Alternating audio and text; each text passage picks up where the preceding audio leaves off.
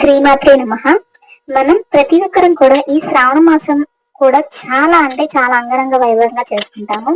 ఈ శ్రావణ మాసంలో మనకి వచ్చేసరికి 4 శుక్రవారాలు ఉన్నాయి.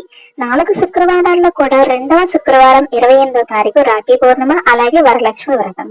అలాగే మనం ఒక వారం కాకపోయినా మరి ఇంకో వారం అయినా సరే చేసుకోవచ్చు. ఎందుకంటే స్త్రీలకి అనేది అడ్డంకులు ఉంటాయి కాబట్టి 4 వారాల్లో ఏ వారమైనా చేసుకోవచ్చు. మనం ఇంట్లో 150 రూపాయలతో చాలా తక్కువ బడ్జెట్ తో శ్రావణ వరలక్ష్మి దేవుని ఎలా ప్రిపేర్ చేసుకోవాలో చూపిస్తాను.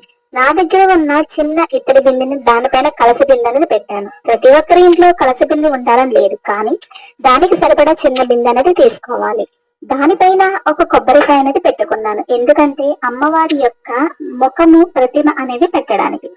అమ్మవారికి చీర అనేది ప్రిపేర్ చేస్తున్నాను. శారీని 2 పక్కల అంచు అనేది ఒకవైపు వచ్చేలా మడత పెట్టుకొని ఎడ్జ్ అనేది మిడిల్ పాయింట్ ఉండేలా చూసుకోవాలండి. అటు ఇటు కూడా ప్లీట్స్ పెట్టుకుంటూ చక్కగా నీట్గా అలంకరించుకోవాలి.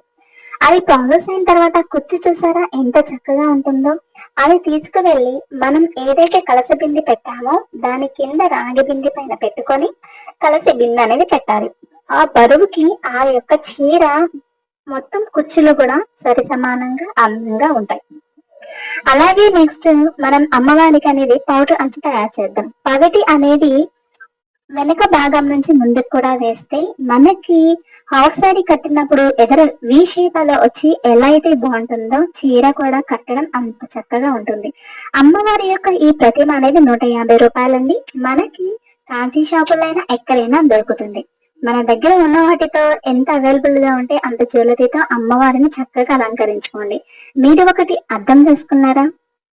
శ్రావణ వరలక్ష్మీదేవి అనేది నువ్వు పూలతో అయినా ఎలాంటి వాటితో తయారు చేసిన ఆ అమ్మవారి యొక్క ప్రతిమ అనేది ఎంతో చక్కగా ఉంటుంది కదా. చూడండి, మన దగ్గర ఉన్న వాటితో తయారు చేసిన నువ్వు పువ్వులతో తయారు చేసినా సరే అమ్మవారిని చూస్తాకి కళ్ళు అనేవి చాలవు కదా. ఎలా అయినా సరే శ్రావణ మాసం అంటే ఆడవాళ్ళకి చాలా ప్రత్యేకం కదా. శుక్రవారం రాగానే ప్రతి ఒక్కరు కూడా ఎక్కడ లేని చీరలు తీసుకొని అమ్మవారికి కట్టుతూ అలాగే వాళ్ళు కూడా రెడీ అయ్యి టెంపుల్స్ కి వెళ్తూ ఆ స్పెషల్ డే అనేది చాలా బాగుంటుంది కదా. అమ్మవారికి ఎంత భక్తి శ్రద్ధలతో మనం పూజలు చేస్తామో అంత భక్తి శ్రద్ధలతో కూడా చక్కగా జపం చేసుకుంటూ ఉంటాం. అవునా కదా, మీరు చెప్పండి. అమ్మవారిని ప్రతి శుక్రవారం కూడా ఇలా అలంకరించుకుంటూ మీరు కూడా ఇదే విధంగా చేస్తారని చెప్పి ఈ చిన్ని వీడియో అనేది తీసానండి. నేను అయితే నా వరలక్ష్మి దేవిని ఇలా ప్రిపేర్ చేసుకున్నాను. మీరు కూడా ప్రిపేర్ చేసుకుంటారని చెప్పి ఈ వీడియో అనేది తీసాను. ఇంతకీ నా వరలక్ష్మి తల్లి ఎలా ఉంది మీరు ఒకసారి చూసి చెప్పండి, బాగుందా లేదా? మర్చిపోయాను, ఇవాళ శ్రావణ మాసం మొదటి శుక్రవారం కదండి. మీకు మీ కుటుంబ సభ్యులందరికీ శ్రావణ శుక్రవార శుభాకాంక్షలు. అండ్ అలాగే వరలక్ష్మి రోజు కూడా మీరు బాగా జరుపుకోవాలని కోరుకుంటున్నాను. శ్రీమాత్రే నమః.